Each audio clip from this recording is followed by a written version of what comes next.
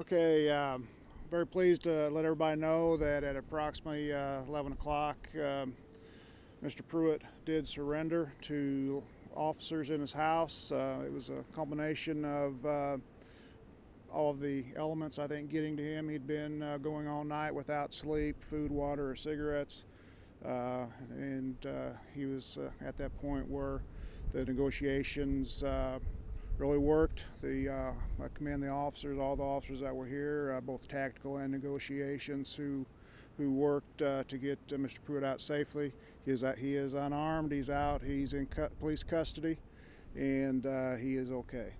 At the present time, he's having a cigarette and I think some water, maybe a little food, and then he'll be brought out in custody.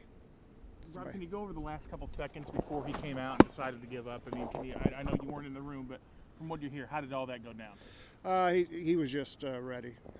Like I said, a combination of all the elements came together, and he was just ready to give himself up. Can you talk a little bit about the work your squad did here over the last 21 hours? Tremendous work. Everyone from initial investigators who were here when the thing started, the patrol officers and supervisors that responded to secure everything, keep everybody safe, and then the tactical guys and negotiators. Just tremendous work. It was all about getting him out safely and keeping anyone else from being harmed in the process. And yeah, it was time consuming, but we're talking about human lives here, and everything came together well. Kind of draining on your officers and the negotiators to keep this up for 21 hours, isn't it? It is. However, we were able to cycle our people out. The people that were here last night were able to go home, get a few hours sleep. Both tactical patrol and negotiators were able to take breaks. We've got enough negotiators or tactical people that on a scene like this, we're able to cycle them through, give everybody the breaks they need, keep everybody fresh. How many negotiators did you cycle through? We actually had a total of 4.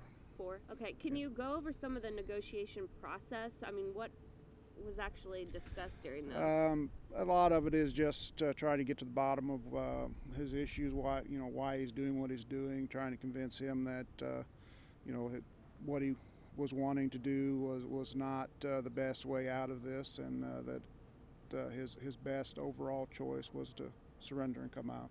Robbie said earlier this morning he had a handgun on him. Did he have any other firearms on him or that?